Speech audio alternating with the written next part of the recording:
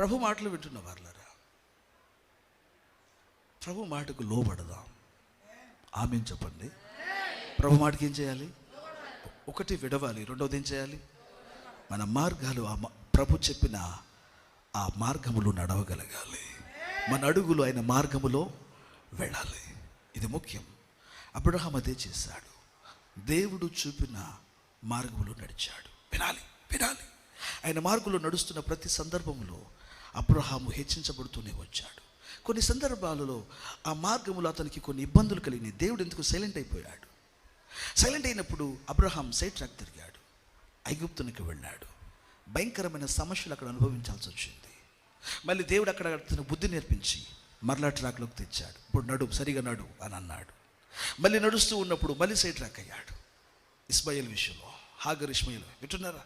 మళ్ళీ దేవుడు అతను ట్రాక్లోకి తెచ్చాడు. ఇప్పుడు సరిగా నడు, ఈ మార్గంలో నడు. మాటలు గమనించగలగాలి.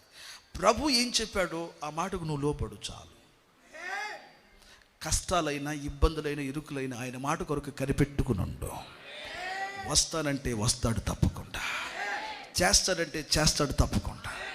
ఇంకెప్పుడు చేస్తాడు? మా వయసు ఎంత అయిపోతే కాదు, ఆయన మాట ఇచ్చాడు, ఆయన తప్పకుండా చేస్తాడు. ఇంకెప్పుడండి? వయసు అంతా తరిగిపోతుంటే ఆయన వయసు తరిగిపోయిన 10 సంవత్సరాల ఆశీర్వాదాన్ని ఒక్క పూటలో నాకు నెరవేర్చగలిగిన వాడు నాది. దేవుని స్తోత్రం చెప్పండి. హల్లెలూయా.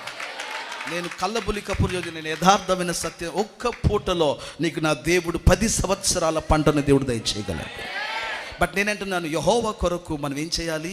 ఆయన మాటకు లోబడి కనిపెట్టుకుని ఉండాలి. కరువులు వస్తాయి బ్రదర్. అబ్రహాంకు కరువు వచ్చింది. ఎక్కడికి వెళ్ళాడు? ఐగుప్తుకు వెళ్ళాడు. వాగ్దానాలు నెరవేరవలసి ఉన్నది, వాగ్దానం నెరవేరలేదు. కమాన్, మేక్ ఇట్ ఫాస్ట్. వింటున్నారా? నువ్వు త్వరగా కానివ్వు. ప్రకున్న తన భార్య తనకి సలహా ఇస్తుంది, మనం ఇలా కూడా ట్రై చేయొచ్చు కదా అని అంటుంది. వినాలి నా మాటలు.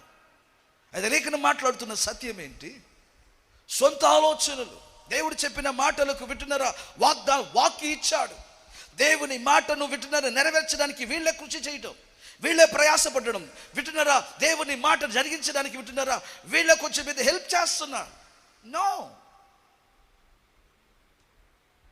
God's word and promises will birth on its own.